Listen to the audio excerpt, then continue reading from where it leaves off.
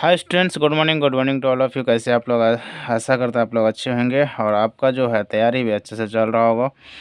जैसे कि आपको पता है, हमारा मैथ्स का प्री बोर्ड सेशन का हम लोग एग्ज़ाम का सॉल्यूशन करते हैं और ये मैथ्स का सॉल्यूशन हम लोग कर रहे हैं। चलिए आगे देखते हैं। और एक विजुअल ने हमें ये हैलाकांडी डिस्ट्रिक्ट को करने के लिए बोला, इसीलिए मैं इसके बाद आज जो है हम लोग क्या करेंगे, हैलाकांडी डिस्ट्रिक्ट को प्री फाइनल में जो आया हुआ क्वेश्चन है वो मैथ्स का, वो हम लोग देखेंगे।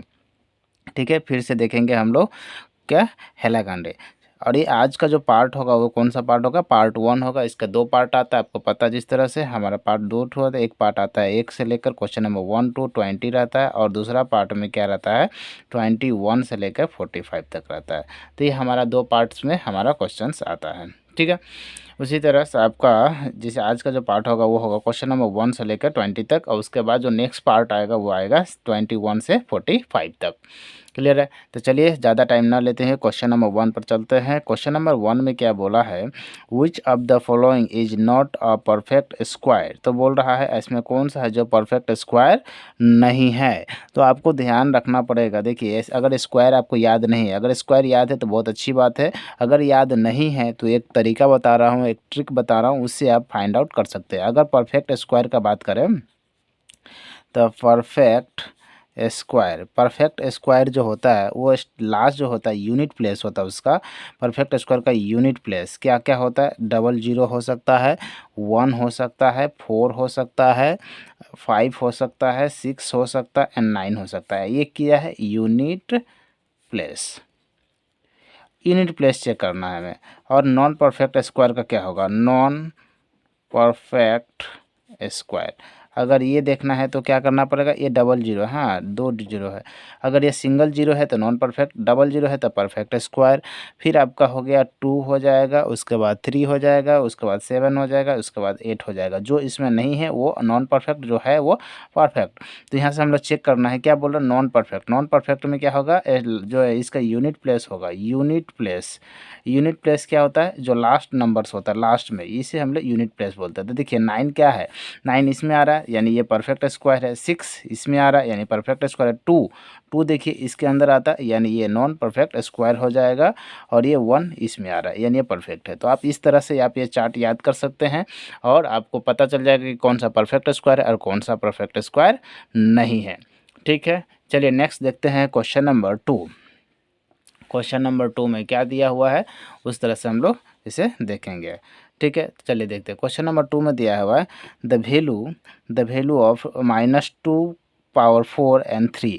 तो देखिए कभी भी -2 का पावर 3 आ जाए, उसका पावर में क्या है 4 आ जाए, तो इस टाइप में कभी क्वेश्चन आ जाए तो ये जो कभी भी ये जो पावर है, ये पावर अगर आपका इवन है, क्या है, इवन है, तो माइनस जो है वो क्या में आ जाता है, पॉजिटिव में आ जाता है। अगर ये पावर ऑड है तो ये माइनस हमेशा माइनस में ही रह जाता है, कन्वर्ट नहीं, चेंज नहीं होता। ठीक है, तो ये क्या है, इवन है। इवन है तो क्या हम इसे लिख सकते हैं 2 का पावर 3 और पावर में 4। ये 4 का माइनस कहाँ कहाँ चले, क्योंकि ये इवन था तो माइनस प्लस में कन्वर्ट हो गया। अब देखिए 2 का पावर 4 का मतलब 2 कितना टाइम्स आएगा, 4 टाइम्स आएगा।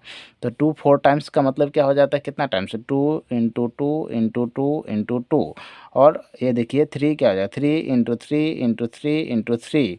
तो क्या हो जाएगा, 2 का पावर 4 कितना आ जाए, 2 2 जा 4, 4 2 जा 8, 8 2 जा 16। तो यहाँ पर आ जाएगा 16, राइट।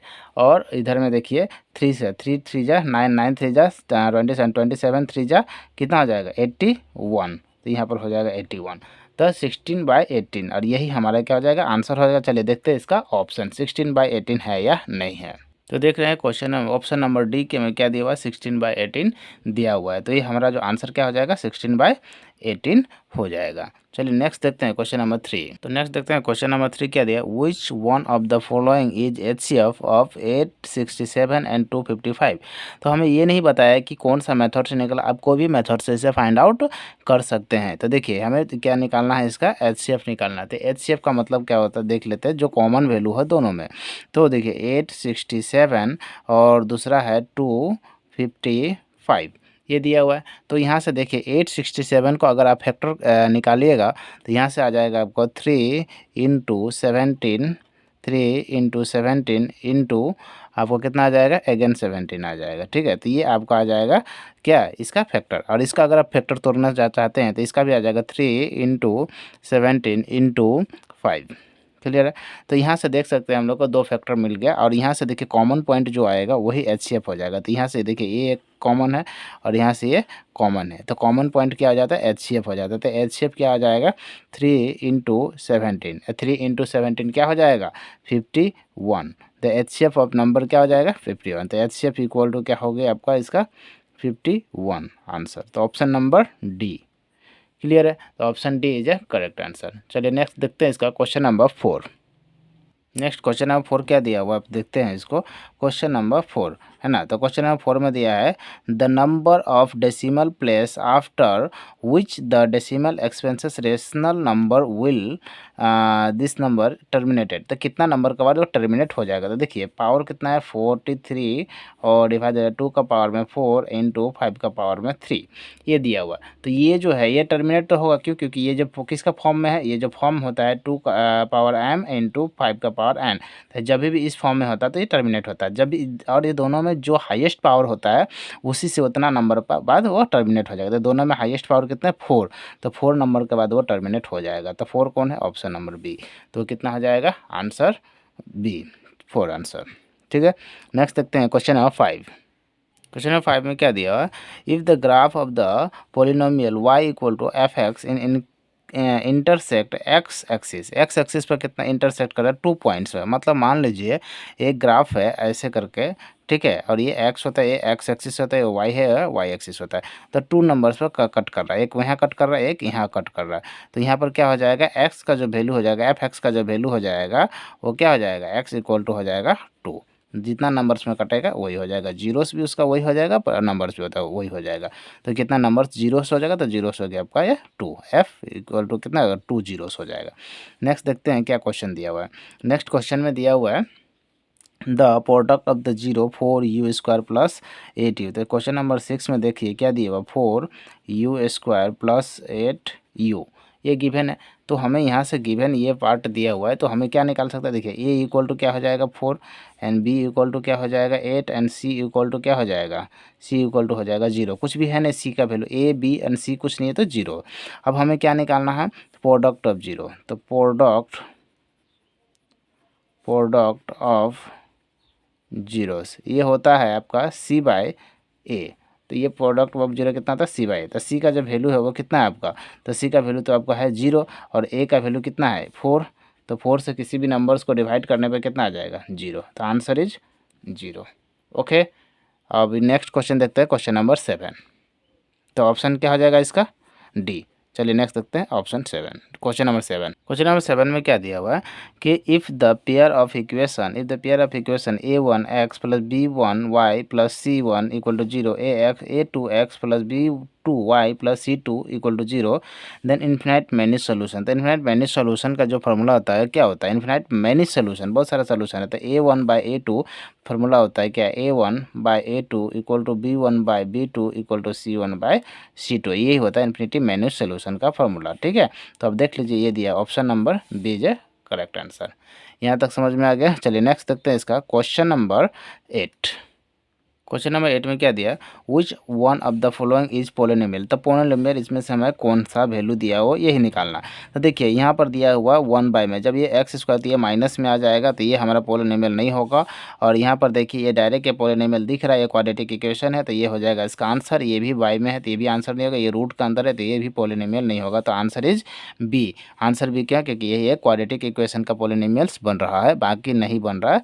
ये सब जाएगा तो ये माइनस में निकल जाएगा। ये रूट कभी भी क्या हो जाएगा, रूट अगर टूटेगा तो 1/2 में आ जाएगा और प्लस में 9 आ जाएगा। तो ये क्वाड्रेटिक इक्वेशन नहीं है, कोई भी पोलिनोमियल नहीं है। पोलिनोमियल होने के लिए आपका पावर में या तो 1 होना चाहिए या पावर 2 होना चाहिए या फिर 3 होना चाहिए। ये इसको बोलते हैं आपका लीनियर इक्वेशन। ये हो गया क्वाड्रेटिक इक्वेशन, ये है क्यूबिक इक्वेशन। ओके, तो चलिए नेक्स्ट देखते हैं question number 9। Next question number 9 में क्या दिया है, under what condition will a x square plus 5x plus 7 equal to 0 be the quadratic equation. इसमें क्या कंडीशन होना चाहिए जो कि ये क्वाड्रेटिक इक्वेशन हमेशा बना रहे। तो देखिए कभी भी ये जो है ए का जो वैल्यू है वो कभी भी जीरो नहीं होना चाहिए, ए नॉट इक्वल टू जीरो कभी नहीं हो चाहिए। अगर ये ए जैसे मान लीजिए यहाँ में क्या हो जाएगा, इसका आंसर तो हो जाएगा option D, a not equal to zero. अब ये क्यों ऐसा है, तो इसका पीछे रीजन है, मान लेते हैं a x square plus 5x plus 7 और ये क्वाड्रेटिक इक्वेशन होना है। क्या होना है, ये क्वाड्रेटिक इक्वेशन। तो क्वाड्रेटिक इक्वेशन करने के लिए हमें क्या होना चाहिए, एक पावर में कितना होना चाहिए, पावर ऑलवेज 2 होना चाहिए, पावर 2 होना पड़ेगा तभी क्वाड्रेटिक ए बनेगा, है ना। और यहाँ पर अगर ए का वैल्यू अगर जीरो ला रख देते हैं तो यहाँ पर क्या हो जाएगा, एक्स स्क्वायर करने पर ए पावर भी जीरो हो जाएगा और प्लस में 5x और प्लस में 7 हो जाएगा। तो क्या ये क्वाड्रेटिक बन पाएगा, नहीं बन पाएगा। तो ये ए का वैल्यू कभी भी जीरो नहीं होना चाहिए, इसीलिए a not equal to zero. Okay, question number 9 is completed. Next come to the point, question number 10।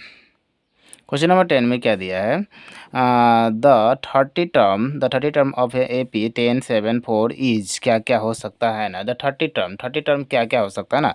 तो n term means what, n का वैल्यू हमें दिया हुआ है। तो यहाँ से हम क्वेश्चन नंबर 10 देख सकते हैं, एन इक्वल टू दिया हुआ 30। Okay, A P means what, A equal A1, first term कितना दिया हुआ है हमें, 10 दिया हुआ है। Second term A2 means 7 and D means क्या, ए टू माइनस A1, ये होता है फॉर्मूला। तो A2 का वैल्यू कितना है, 7 माइनस 10 इक्वल टू माइनस में 3। तो डी का जो वैल्यू आया वो माइनस में 3 आ गया।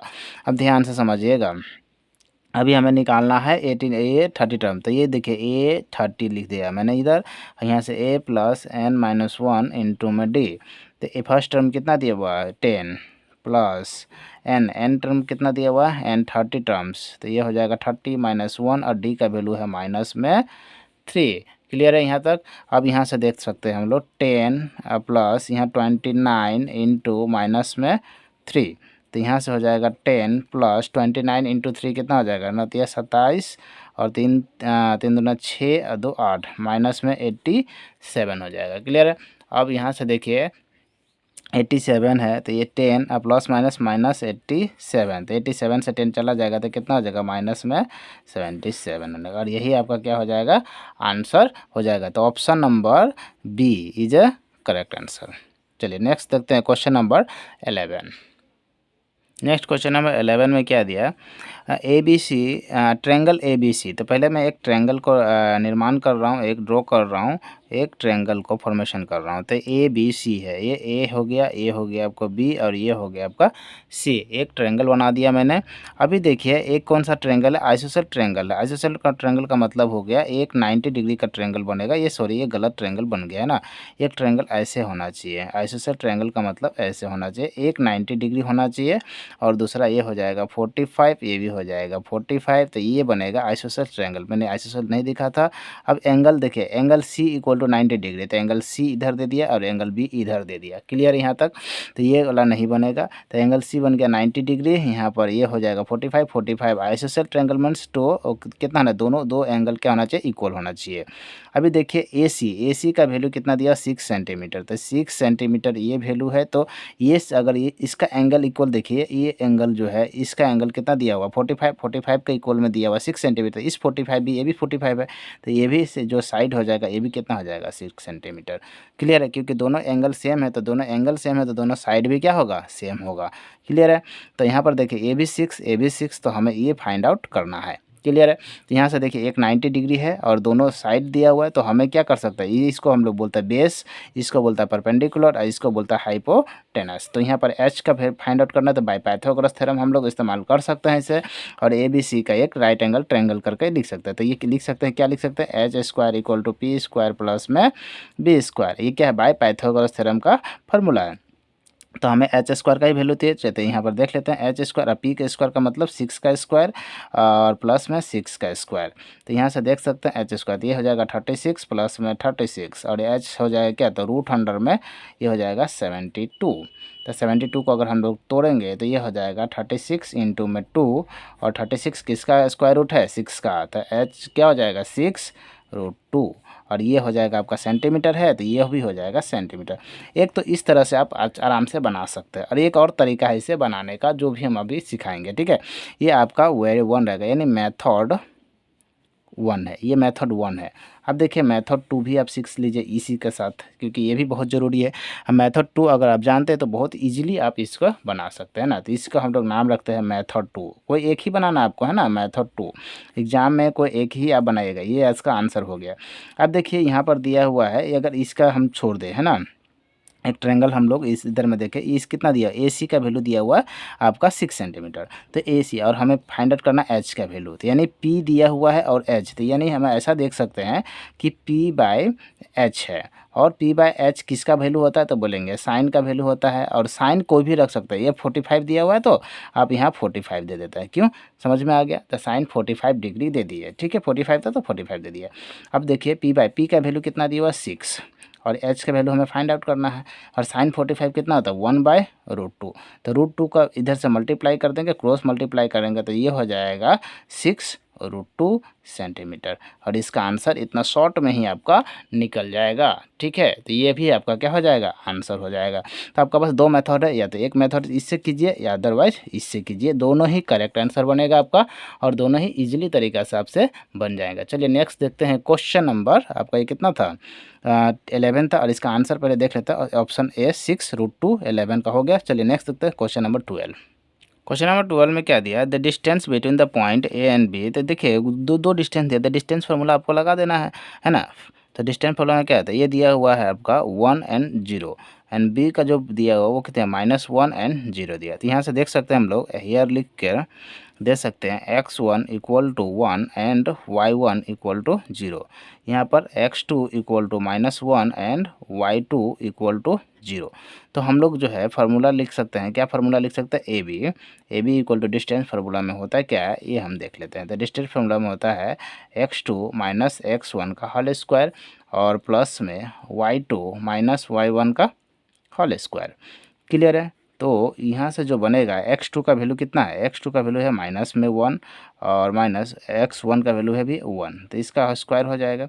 और y2 का वैल्यू है 0 और माइनस y1 का वैल्यू कितना दिया, ये भी दिया हुआ आपका 0, तो ये भी दोनों का क्या हो गया 0 हो गया और इसका स्क्वायर हो गया। तो यहाँ से देख सकते हैं हम लोग -1 और -1, तो ये हो जाएगा -2 का स्क्वायर और प्लस में 0 का स्क्वायर। तो 0 का स्क्वायर तो कुछ होता नहीं है, तो यहाँ पर हम लोग देख सकते हैं, क्या देख सकते हैं, -2 का स्क्वायर कितना हो जाएगा 4, और 0 का स्क्वायर कुछ होता नहीं है, तो यहाँ पर -4 रूट का जो 4 आ जाएगा वो कितना आ जाएगा 2 आ जाएगा, और यही हो गया क्या आपका आंसर हो जाएगा डिस्टेंस फार्मूला का आंसर। तो डिस्टेंस कितना हो जाएगा आपका इसका 2 यूनिट्स हो सकता है, ठीक है। तो यहाँ यूनिट नहीं दिया तो मैंने नहीं दिया, ओनली 2 ही रखा। क्लियर है।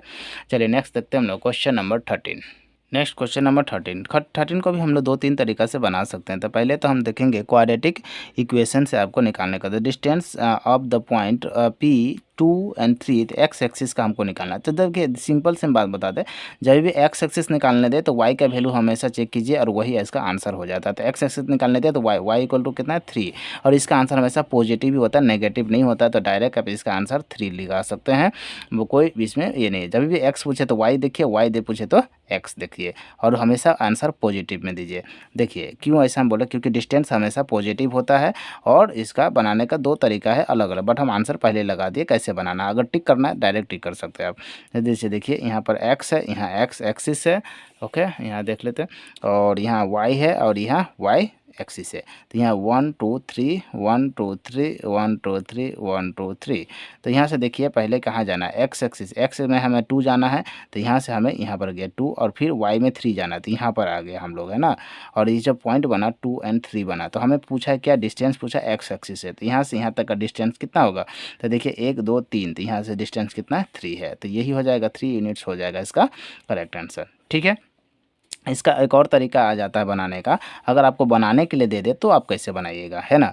तो यहाँ पर समझिए P का जो वैल्यू दिया हुआ 2 और 3 दिया, ये अदर मेथड हो गया, ये मेथड 1 हो जाएगा, ये मेथड क्या हो जाएगा 2 हो जाएगा, ये मेथड 2 है।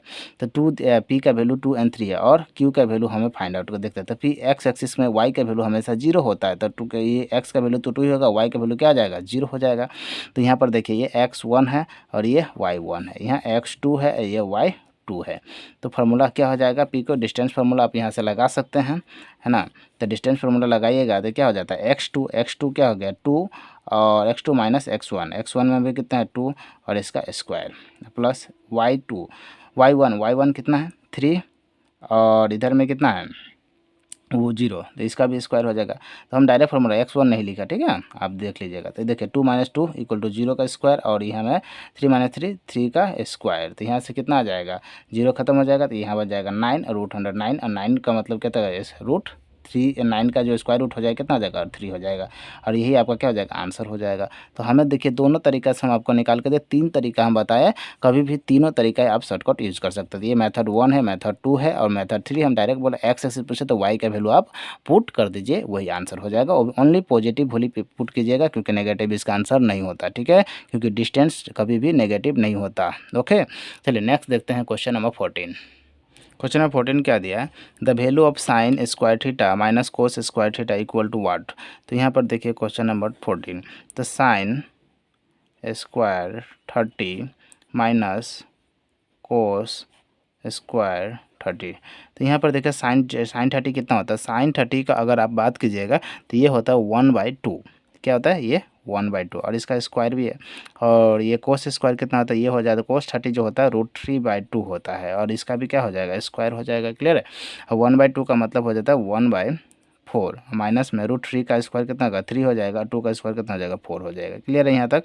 तो यहाँ से देखिए ये 4 हो जाएगा और यहाँ 1 माइनस 3 हो जाएगा, तो ये हो जाएगा 3 में से 1 चला जाता है माइनस में 2 और बाई में 4 कट करेंगे तो 1/2 हो जाएगा, कितना आ जाएगा और भी माइनस में, तो आंसर हो जाएगा 1/2, वो भी किस में माइनस में। तो option number D is a correct answer. Okay, चलिए नेक्स्ट देखते हैं क्वेश्चन नंबर हम लोग 15। नेक्स्ट क्वेश्चन नंबर 15 में क्या दिया, if tangents P and P B from point P to a circle, एक सर्कल है, मान लेते हैं एक सर्कल बना रहे हैं, ठीक है, और उसका ऊपर टेंजेंट निकाल के गया है और एक पॉइंट पर क्या कर रहा है मीट कर रहा है। तो P A and P B मतलब क्या, ये ए है और ये बी है और यहाँ से पॉइंट पी पर मिला है, ठीक है, और ओ का वैल्यू दिया हुआ है तो ए ओ हो जाएगा। तो यहाँ से हम एक ड्राइंग कर रहे हैं, ठीक है। अब यहाँ से समझिएगा तो एंगल अदर एंगल कितना था 80 डिग्री दिया, तो यहाँ से दिया है 80 डिग्री, क्लियर है। तो यहाँ से 80 डिग्री अगर आपको दिया हुआ है तो एक चीज़ समझिएगा आप हमेशा कि ये जो आपको क्वाड्रिलेटर का जो फॉर्मूला ये 90 डिग्री बनता है, ये भी 90 डिग्री बनता है।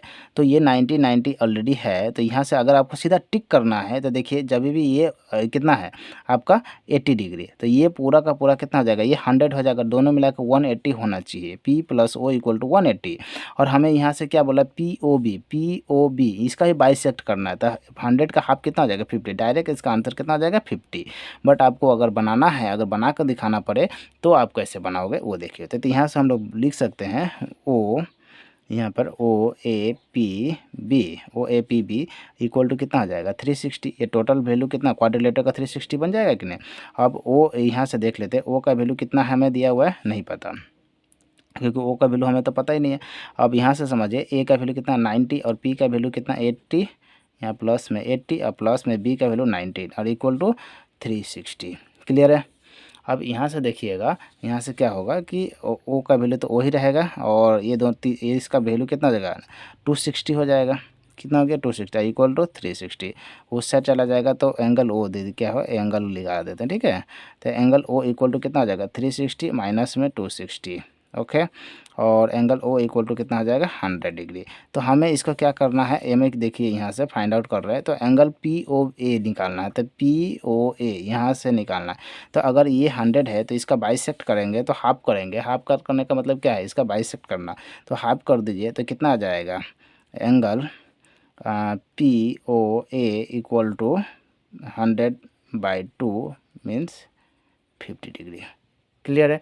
तो यहाँ से हो जाएगा कितना 50 डिग्री। नेक्स्ट देते हैं ऑप्शन नंबर ए, क्लियर है। तो आपको हम ऐसे भी पहले ही बता दिया कि बनाना कैसे है और ये आपको ऐसे बनाना है तो ऐसे भी बना सकते हैं, क्लियर है। चलिए नेक्स्ट देखते हैं क्वेश्चन नंबर 16। क्वेश्चन नंबर 16 में क्या दिया है, if the circumference of a circle 222 the area of quadrant क्या निकालना था। सरकमफ्रेंस ऑफ ए सर्कल कितना दिया है क्वेश्चन नंबर 16, तो मैं लिख सकता हूँ सरकमफेरेंस इक्वल टू कितना दिया हुआ है 22 सेंटीमीटर। तो सर्कमफ्रेंस ऑफ सर्कल क्या होता है 2 पाई आर इक्वल टू 22 सेंटीमीटर। तो यहाँ से हम लोग लिख सकते हैं हम लोग 2 इंटू 22/7 इंटू में आर इक्वल टू 22 से 22 कैंसिल, तो 7 उधर चला जाएगा तो r इक्वल टू 7 और 2 क्या हो गया नीचे आ जाएगा, तो 7/2 हो जाएगा रेडियस। तो हमें क्या निकालना, एरिया ऑफ क्वाड्रेंट निकालना है ना। तो एरिया ऑफ क्वाड्रेंट क्या होता है, तो यहाँ पर हम लिख सकते हैं एरिया ऑफ क्वाड्रेंट। तो एरिया ऑफ क्वाड्रेंट हो जाता है पाई आर स्क्वायर अब बाई 4 क्यों, क्वाड्रेंट कितना हो जाता है, एक पाई एक स्क्वायर है। तो यहाँ पर हम लोग देखिए क्वाड्रेंट का मतलब क्या है, ये पहला पार्ट, तो टोटल 4 पार्ट है, 4 पार्ट में से ये 4 नंबर पार्ट हमको इसका फाइंड आउट करना है। तो इसी को बता 4 से डिवाइड हो गया, पार्ट कितना 1 2 3 ये 4, तो 4 से डिवाइड। ओके, तो ये हो जाएगा 22/7 और रेडियस का वैल्यू कितना 7/2 इंटू 7/2 और डिवाइडेड बाई 4। तो 7 से ये 7 कैंसिल, 2 से ये 11 बाई कैंसिल और 11 इंटू 7 कितना हो जाएगा, 11 इंटू 7 हो जाएगा 77 और नीचे ये 2 आ जाएगा, तो 4 इंटू 2 कितना हो जाएगा 8 हो जाएगा और ये कितना हो जाएगा सेंटीमीटर हो जाएगा स्क्वायर, क्योंकि एरिया है, एरिया हमेशा स्क्वायर लेता है। क्लियर है। तो चलिए देखते हैं 77/8 किसका वैल्यू है। तो 77/8 ऑप्शन नंबर 1 में आ रहा है और ये भी सेंटीमीटर स्क्वायर दिया हुआ है, तो आंसर क्या हो जाएगा ऑप्शन ए। चलिए नेक्स्ट देखते हैं क्वेश्चन नंबर 17। नेक्स्ट क्वेश्चन है हमारा, the volume of 2 sphere R ratio. तो वॉल्यूम हमें दिया हुआ है 2 स्फीयर का रेशियो दिया है, तो रेशियो ऑफ देयर एरिया। तो स्फीयर वॉल्यूम ऑफ स्फीयर का 2 का दिया हुआ, तो कितना हो जाएगा 4/3 पाई आर क्यू और एक का दिया हुआ है 4/3 पाई, यहाँ R1 दे देता है, ये R2 का क्यू दे देगा, ठीक है। और इसका जो वॉल्यूम दिया हुआ वो दिया हुआ है 64/27। तो यहाँ से देखिए ये पार्ट तो कैंसिल ही हो जाएगा। अब यहाँ आर क्यू का वैल्यू क्या हो जाएगा, ये भी हो किसी का न किसी का क्यू होना चाहिए, तो ये कितना किसका क्यू होगा 4 का क्यू है और ये 3 का क्यू है। तो यहाँ से देखिए R1 का जो वैल्यू आ गया वो 4 आ गया और R2 का जो वैल्यू आ गया वो 3 आ गया। यहाँ तक क्लियर है। अब देखिए यहाँ से क्या निकल गया, एरिया निकालना। तो एरिया का जो फार्मूला होता है आपका 4 पाई आर स्क्वायर है ना, और इसका होता है ये 1 का और 4 पाई आर स्क्वायर, ये 2 का हो जाएगा। अब यहाँ से देखिए पाई तो कैंसिल हो जाएगा, आर स्क्वायर मतलब 4 का स्क्वायर, अब 4 का स्क्वायर हो जाएगा और ये 3 का स्क्वायर हो जाएगा, तो ये कितना हो जाएगा 16 और ये हो जाएगा 9। तो रेशियो क्या हो जाएगा आपका 16:9 और ये हमारा क्या हो जाएगा आंसर हो जाएगा। क्लियर है। तो 16:9 इसका एरिया का जो हो जाएगा क्या हो गया, ये एरिया, ये वॉल्यूम है और ये एरिया है, ठीक है। ये एरिया का रेशियो है, ये वॉल्यूम का रेशियो है, तो हमारा ऑप्शन क्या हो जाएगा 16:9। चलिए ऑप्शन देखते हैं या नहीं। हाँ, तो गिवन है 16:9, ये ऑप्शन नंबर डी। चलिए नेक्स्ट देखते हैं क्वेश्चन नंबर 18 में क्या दिया हुआ। देखिए क्वेश्चन नंबर 18 थोड़ा सा अच्छा क्वेश्चन आता है। देखिए क्वेश्चन जो दिया है हमें निकालने दिया है मीन और एवरेज, या तो मीन बोले एवरेज, दोनों बात एक ही होता है। इसका हमें मीन निकालना या फिर एवरेज निकालना। अगर आपको कुछ एक नंबर्स हमेशा याद होना चाहिए, कि जैसे कि आपको ये भी पता होना चाहिए कि sum of first n natural number का क्या होता है, या फिर इसी का जैसे कि average of N natural number है उसका क्या होता है। तो ये सब आपको याद होना चाहिए, डायरेक्ट टिक करना है तो ठीक है, क्योंकि इसको निकालना तो बहुत थोड़ा टाइम लग जाएगा। तो आपको ये याद रहेगा तो डायरेक्ट टिक करके आप इसका आंसर निकाल सकते हैं। जैसे कि हम लिख सकते हैं हम लोग क्वेश्चन नंबर 18 देखिए 18 में क्या दिया हुआ है। तो पहले हम लोग सम को यहाँ निकालना पड़ेगा, तो यहाँ पर लिख देते हैं sum of first n natural number. Sum of first natural number क्या होता है n into n plus 1 divided by 2, ये होता है। आपको ये याद होना चाहिए, ये डायरेक्ट क्वेश्चन बहुत बार पूछा गया है आपका टेस्ट पेपर में। यहाँ से सम ऑफ n नेचुरल नंबर क्या होता है इसका निकाल कर भी मैं बताया गया हूँ, ठीक है। तो ये डायरेक्ट आपको याद होना चाहिए कि सम ऑफ कितना होता है और उसका एवरेज क्या होता है, तो यानी मीन। तो यहाँ पर हम बोल सकते हैं मीन या फिर इसी को हम लिख सकते हैं एवरेज। एवरेज क्या होता है, तो एवरेज जो होता है आपका सम ऑफ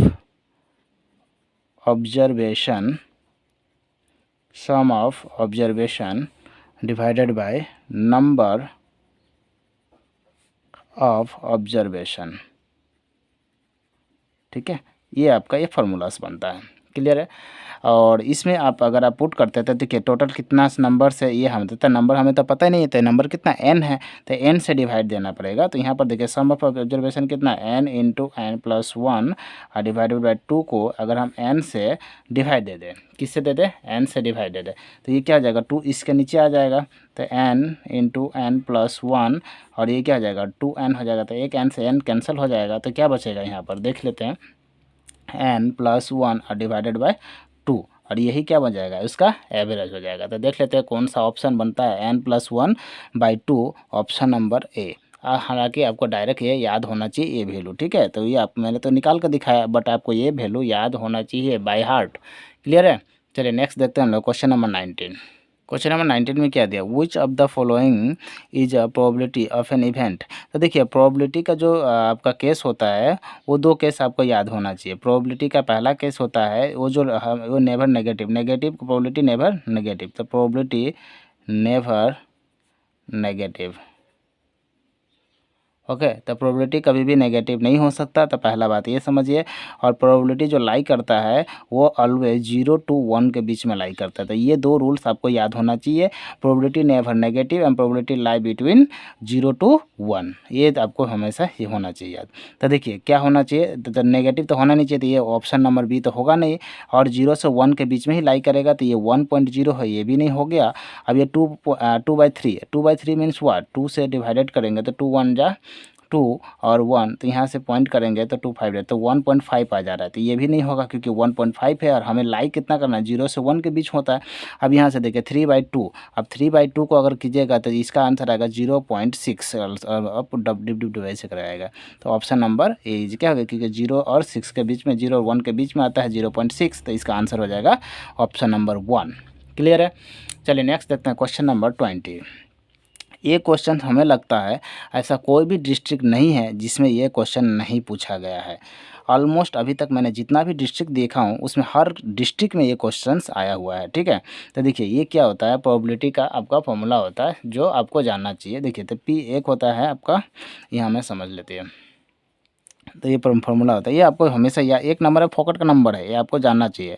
तो देखिए पी ई का वैल्यू दिया हुआ 0.05 और पी नॉट ई होता है, या तो आपको पी नॉट ई देगा या फिर ऊपर में डैश देगा, दोनों का मीनिंग सेम ही होता है। तो पी नॉट ई का वैल्यू क्या निकालना देगा, तो इसका फॉर्मूला होता है वी नो डैट, हम लोग जानते हैं, वी नो डैट, ये आप नीचे लिखिएगा, मैं इधर में लिख देता हूँ, ठीक है। We know that P E plus P dash, ये यहाँ पर नॉट ई भी हो सकता है, ठीक है, इक्वल टू 1। ये हमेशा ये फार्मूला डायरेक्ट ही पूछा जाता है आपसे, और ये भी लर्न होना चाहिए आपको। प्रोबेबिलिटी का 3 रूल्स आपको, एक रूल्स ये हो गया, एक रूल ये हो गया, एक 3 हो गए आपका, एक और होता है वो भी आपको मैं बता दूंगा। तो देखिए पी ई का वैल्यू कितना दिया 0.05 plus P not E equal to 1, तो यहाँ से देखिए P not E equal to 1 minus 0.5 इधर आएगा तो 0.05 हो जाएगा, और इसका जो आंसर आ जाएगा कितना 0.95 आ जाएगा, और ये क्या हो जाएगा इसका आंसर हो जाएगा। चलिए option number C is a correct answer. ठीक है, इसी के साथ हमारा जो है आज का पहला पार्ट कंप्लीट होता है, क्योंकि क्वेश्चन नंबर 20 तक हम लोगों ने बोला था और आज क्वेश्चन नंबर 20 तक क्या हो गया कंप्लीट हो गया। फिर हम लोग नेक्स्ट पार्ट में जो है क्वेश्चन नंबर 21 से 45 के बीच में देखेंगे। अगर आपको ये वीडियो थोड़ा भी अच्छा लग रहा है तो लाइक कीजिए, सब्सक्राइब कीजिए, अपने दोस्तों को शेयर कीजिए, इससे आपका नॉलेज बढ़ेगा ही कमेगा नहीं। ठीक है, हमेशा नॉलेज को शेयर करते रहना चाहिए, अपने दोस्तों के साथ कीजिए, अपने छोटे भाइयों के साथ कीजिए। चलिए आज के लिए इतना है। जय हिंद, जय भारत।